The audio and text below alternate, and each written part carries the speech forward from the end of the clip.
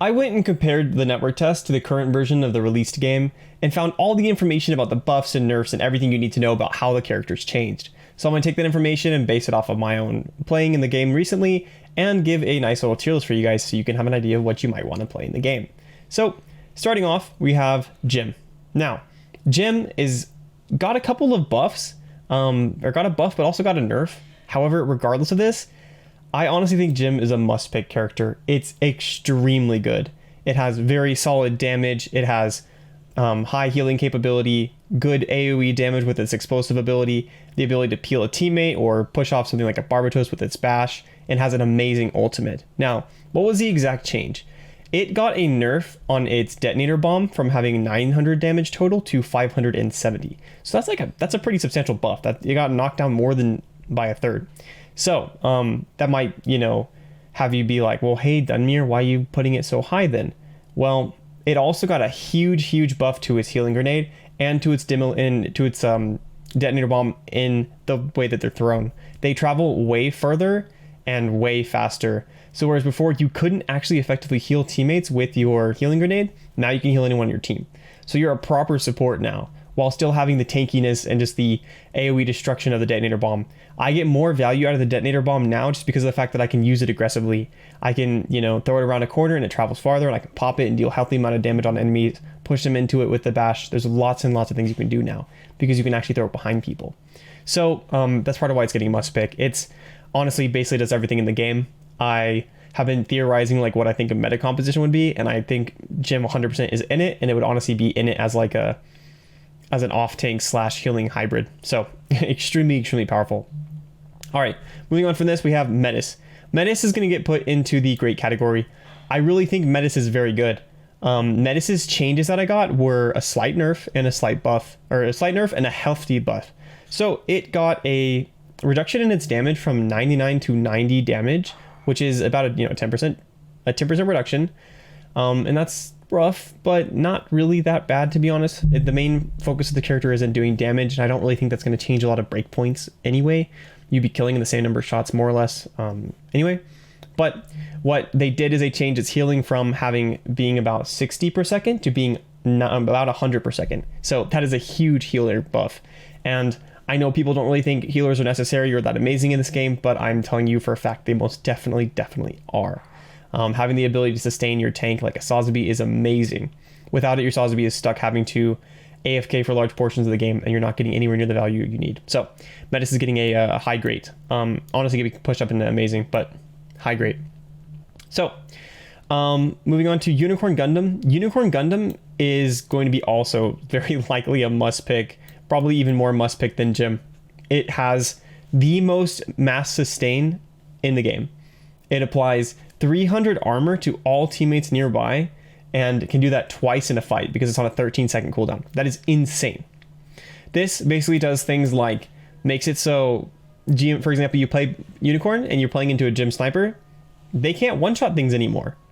The only things they'd be able to one-shot are characters with only 800 HP, but you pop that onto Exia, ARC-78, Pell Rider, whatever, they can't be one-shot anymore. And so they don't, like, the Jim Sniper loses a bunch of value.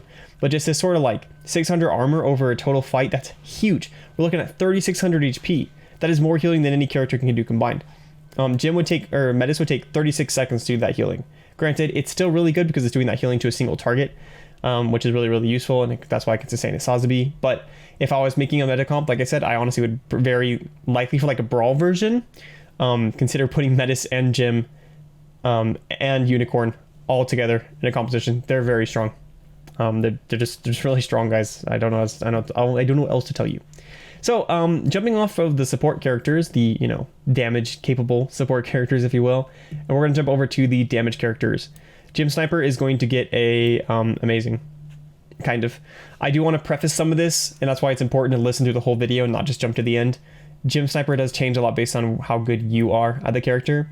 If you're like playing on a long map and you're at a high rank, it's must pick for sure, but if you're playing on another map, it's not as good. If you're not as good at the game, it's going to drop down to maybe like a good or great. It's still really good overall, but putting this all together, we're going to put it at like a lower amazing, which sounds kind of weird to say it like that, but yeah. Zaku is also going to be kind of similar to that. It's actually going to get a very similar rating to Jim. It's just really, really good, to be honest. It's actually really more towards the high of amazing. The mass damage it has, or the capability it has to just hunt down targets and kill them, is really, really good. High skill players with this character will actually just boss the game. It's going to be insane. The movement capabilities, the ability to get yourself out of jail free card, the ability to use your ultimate as like a mass group killer or use it to just kill a single target is insane. This character is insane, will hunt down and completely destroy things. It counters some of the better things in the game, like it can hunt down a Metis and kill it in one clip just by itself if your aim is good enough and your engagement timing is good enough and all that sort of stuff. So it's extremely good. Zaku, however, did get some slight changes, not much, but it got a buff to its grenade. Its grenade used to do 250 damage and now just 300. So that was the only buff they did. I don't, let me verify with my notes here. Yeah, that was it. They didn't change anything else. So it's still very high amazing, or sorry, it's very like mid amazing, but it's still really, really, really good, right? All right, moving on to RX-78 Gundam. RX-78 Gundam didn't get any real massive changes directly, it felt like, but in reality it actually did. So its hammer got changed from being an 8-second cooldown to a 9-second cooldown, but the stun on it is shorter for sure. I notice whenever I get stunned by it, it just doesn't last nearly as long. So you don't like secure a kill 100% when you get stunned by it like you used to. It's still really powerful. That's why it's around Metis' level of being a great level character. Exia got some changes too, but it's going to be top amazing also. It ended up getting a slight of changes here. Let me, like I said, find in my notes. It got its dash. I got a couple of nerfs. Its dash changed from being on a 7-second cooldown to a 9-second cooldown, and its spinning slash ability got changed from a 4-second cooldown to a 5-second cooldown. That's not enough to change it. It still has a total of like 5 dash abilities, stun on those abilities, a crazy ultimate lets you team wipe. It's insane. And it could honestly be going up towards must pick in the future. Like I said, this whole must pick thing isn't like me basing it entirely on like a 6-man meta comp. It's just on characters I think should be on every single like ranked team essentially. So going from there, Pale Rider. Pale Rider is extremely good too. I don't really know what to tell you guys. It's getting up towards like the Zaku level. It has an extremely high damage output. It has a great mobility. Its healing is quite hefty, and it didn't really get any substantial nerfs. It did end up getting about a 7% reduction in its fire rate. That one was a little bit tricky to find out, but I did. So yeah, like I said, it did get a little bit of reduction in its fire rate, but not enough to really change it. Just the amount of damage you can output, the fact that your ult just increases your damage, coupling this with a Metis ultimate is absolutely insane. What you're going to see a trend here of like these high damage characters, these high like skill level players playing damage characters are going to go absolutely insane, and that's honestly just, they could end up ruling the game. These healing characters are really good too in that, but yeah. So going on from here, Barbatos is a little bit of a tricky one. So whereas before Barbatos was like in the tier like way up here kind of a thing, now it's more towards it's going to be the same sort of thing, right? Where what they did to it is they ended up making it so they changed his dash, or his like his leap distance. It's not as far. They changed its slam range. It seems to be a little bit shorter, but the width of it is also a lot smaller. But its longsword is the same. So it can still easily secure one-on-one kills and actually finish the kill, because the longsword auto finishes through, like it auto kills enemies. It doesn't just down them.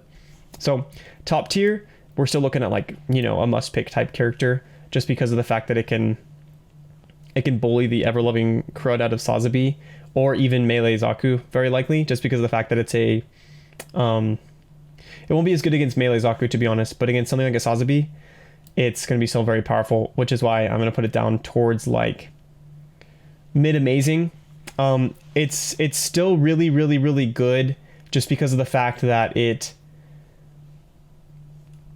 still has this one-shot capability. They didn't change the damage numbers. It's just not as good for the skill floor has gotten a lot higher, or got lower. If you weren't good at Barbatos in the first place, you're going to be down like a situation based. But if you're really good, it's absolutely like top tier. kind of thing. So we're putting it like around Pale Rider sort of thing. And like keep it in mind about what I said specifically about it. So Turning Gundam did get some changes. We talked about some of these a lot, but they're kind of mixed bag changes, which are kind of confusing to me what they did with it. So the first thing that they did is they changed its nanoskin cooldown from 25 seconds to 20 seconds, which is whatever, you know, they buff, fine. I don't complain about that one. It's 25 seconds. It was a long cooldown. They increased the speed of grapple, which feels really nice. It's way better. Both the activation and the animation of it, so you're not as vulnerable for as long.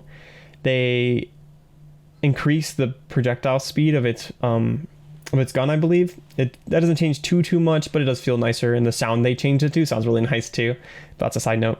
But the big things that they did with this also, they made the cooldown for grapple from 9 to 13 seconds. That is a big nerf. That's like a 40% increase in time. So that's kind of crazy. They also ended up making it no longer be able to two headshot a 1000 hit point hero. It used to be able to do 1020 damage with 2 full charge headshots. Now it only does 930 because it is 465 to the head. So weird change for me, but it's gonna put it like, it used to be situation based. Now it's honestly still like still situation based, to be honest. Yeah, it's better, but it's not gonna be. Why would you pick it over like Pale Rider, Arc 78, and you know, Ashimar even. Moving on, and because this is relevant, but Ashimar used to be situational based also, but they buffed it a lot. They didn't really change anything like inherent with its abilities or anything. None of that really changed, and its damage is the same, but it did get a huge buff to the projectile. All the characters that have projectiles got them buffed. They go way faster, like Pale Rider's grenades do. Gem's grenade and detonator bomb does. Yeah, that's like a hugely substantial change. Like Hyper Hammer didn't though, but Ashimar's detonator, or Ashimar's napalm grenade got a huge speed buff. It was inconsistent before. Now it's like instant. Like it feels like it's hit scan. So that's bumping it up towards honestly like being like a situationally great, essentially, is what I would call it. So it's basically either like a very low great to like a high good, essentially now, just because of the fact that like, whereas before it was really situational and it's like, oh, we'll play Ashimar if it's like a really high ground based map, like Flak Fort was a good one for it, but now, and Corey also. But with it now, it's just like, it's get a full extra tier just because of the fact that it can be dealing like solid damage with the fire. That's just like really consistent, really good. So we're gonna put it like very high good, low great kind of thing. Mahiro, we haven't really seen it in action too much, but it's honestly looking kind of not too crazy. It only has 3 rounds in its primary fire, and that's just tells me that it's not too hot. It doesn't have a lot of like utility. Yeah, it can do the thing where it lets it see enemies around it, but that doesn't show for its team. It has the ability to access high ground with its like cartwheel attack, and its ultimate is powerful, but it's kind of in the same situation as Turning Gundam. There's just better options. Coincidence that these are both projectile characters? Not really. Although Turning Gundam is way faster, so it kind of feels hit scan. But yeah, that's gonna put it at situational. It's just not like, it doesn't have the consistency. It doesn't have like a mass area denial like Junkrat does with its nades normally. It doesn't have that sort of stuff, so it's situational. Gun Tank, I think you guys know what goes here. Gun Tank's garbage. It didn't get any changes. It's just garbage. Let me make sure, but it didn't get a single change. They didn't buff anything about it. The damage numbers are exactly the same. The charge is the same. All the cooldowns are the same. Everything's the same. And it's just hot garbage. I don't even think I need to talk more about that. It's just trash. Going from here, we're talking about Sazabi. Sazabi is interesting also. Sazabi got indirectly buffed a lot by Hyper Hammer and Barbatos being nerfed. So whereas before it was like amazing if they weren't there, and situational if they were there, it's going to be getting like a high grade. It's really good, and it's honestly a must pick if they don't have a Barbatos or an RX-78 Gundam. But Barbatos can inherently still counter Sazabi. If you're equally skilled, they will beat you. If they're even close to being equal skilled and they can aim it all, like at low ranks, Sazabis don't have good enough reactions to dodge the Barbatos. But at high ranks, the Barbatos is good enough at aiming that they can still hit you regardless. Even if you are reacting, they'll just be able to hit you still, and they'll still one-shot you. You have a really big hitbox. Like, it's hard to hit other things consistently, but they can hit you still. And so they can just completely deny your positioning, because the places that you need to stand, they can just hide around a corner and then dash out and kill you. So it's still getting a high rating though. But basically, if these guys show up, you're dropping down back to like situational. Not as bad, maybe like low good.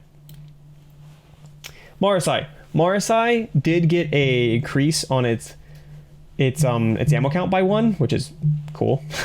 You know, it also got a big increase to the speed of its hook, which is really good too. And it used to be situationally based too, but we're going to put it at good now. Because it's faster, it can help hook against things like Barbatos. It'll be helping counter things like Exia 2. It'll be difficult, but still helpful. Its ultimate was always strong. Its damage is okay. It's not like I don't think it's worse than Ashimar. Like, Ashimar is a very high good. It's like a mid good kind of thing. But it's still viable, and if you're good enough with it, you can pop off. So mid good. Yeah. Going on from here, Dom Trooper's got a slight nerfs. It got a nerf to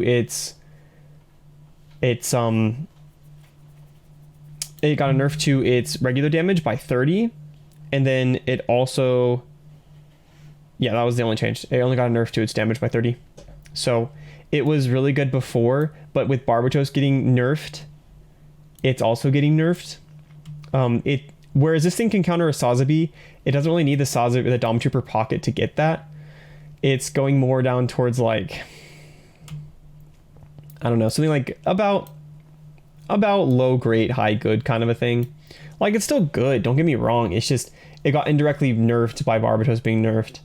Yeah, I can pocket a Sazabi or something like that, but I think I'd honestly rather just have a Jim to pocket. I think I'd rather have the Jim playing as the off-tank role.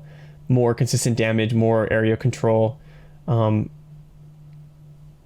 better support, healing based kind of stuff. Yeah, like, but like, don't get me wrong, it's still good. It's just not as good as it was. Whereas before it was like a top of grade, now it's getting knocked down a little bit.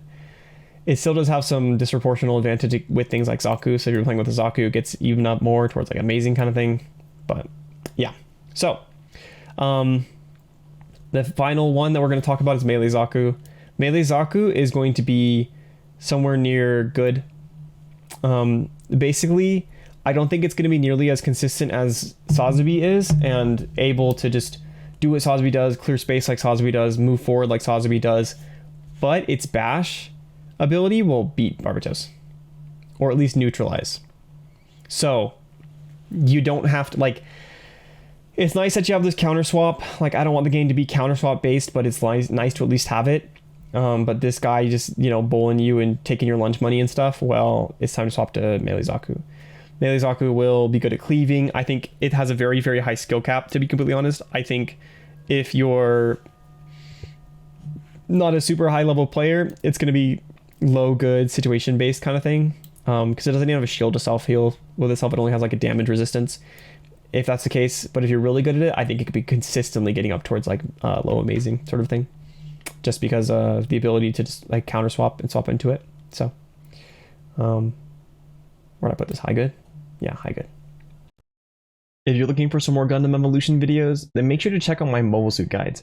I made one for all original to 14 mobile suits, and I did a Should You Main Guide series also, covering the same mobile suits and talking about whether you should actually main them in Gundam Evolution or not.